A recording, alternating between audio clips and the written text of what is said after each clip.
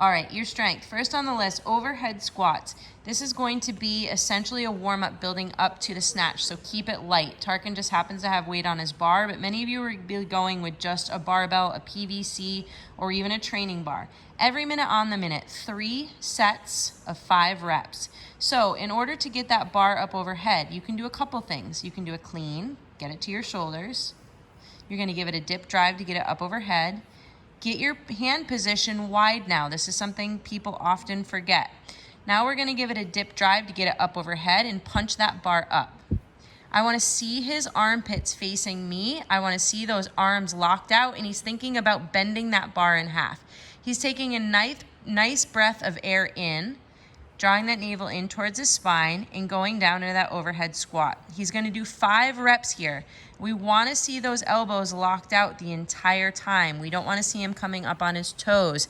If you have to limit your range of motion in order to get warmed up or to practice your overhead squat, you can absolutely do so. After that, the bar return to the back rack first, dip drive over in the front of the body. You can also do a snatch up, which we are gonna demonstrate in a little bit, which is just gonna be a wide grip going directly up overhead. Next on the list, every minute on the minute, 3 sets, 4 reps is a snatch balance. Why don't you actually show me how to snatch this up instead this time? Snatch, now he's gonna return to the back rack position. All right, the snatch balance, your feet are gonna start in your starting position, which means they're gonna be underneath your hips. He's going to give me an aggressive dip drive, and his feet are gonna kick out to a squat position as he jumps underneath that bar. Good stuff. Bar comes back down. That was rep number 1, dip drive. So feet start under the hips, then they kick out to a squat position. Notice we're thinking about dropping underneath that bar, and we want to keep it nice and snappy. Don't choose a weight that's too heavy. This is essentially another warm-up. After that, next on the list is a hang snatch.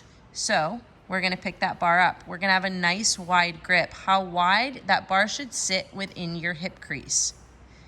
Right there, he's gonna stand it all the way up. He has a hook grip on the bar, which means his thumb is tucked underneath his fingers, and his knuckles are pointed down towards the ground. He's gonna go to the hang position, which is above the knees. Shins are back, shoulder blades are pulled together. He's gonna get an aggressive drive through the hips and drop underneath it.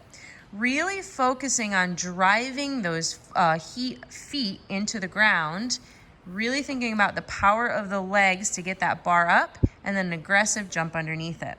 3 sets, 3 reps every minute on the minute. These are gonna come quick. After that, snatch. 1 full snatch is gonna be from the ground, and we're gonna catch it up overhead in a full squat. Your time is going to increase 1 minute and 30 seconds to 3 minutes, depending on how heavy it is for you. If you're going light, 1 to 3 reps every minute 30 to 3 minutes. I might have said that wrong. 1 to 3 reps. If you are new and you're trying to get your form and technique down, you're gonna be doing 3 reps. Resting a minimum of 1 minute and 30 seconds. If you're going heavy, you're gonna be doing 1 to 2 reps, and I would rest about 3 minutes in between. From the ground, we're gonna get set, wide grip, shoulder blades pulled together, catching it in a full squat. Again, if you're somebody working on range of motion, you can absolutely do so. You can catch in the power position and then work yourself low. Riding it low. Practice that range of motion. If you cannot do overhead squats and snatch balances, you are going to be doing a different rep scheme with cleans, which we will provide in the blog.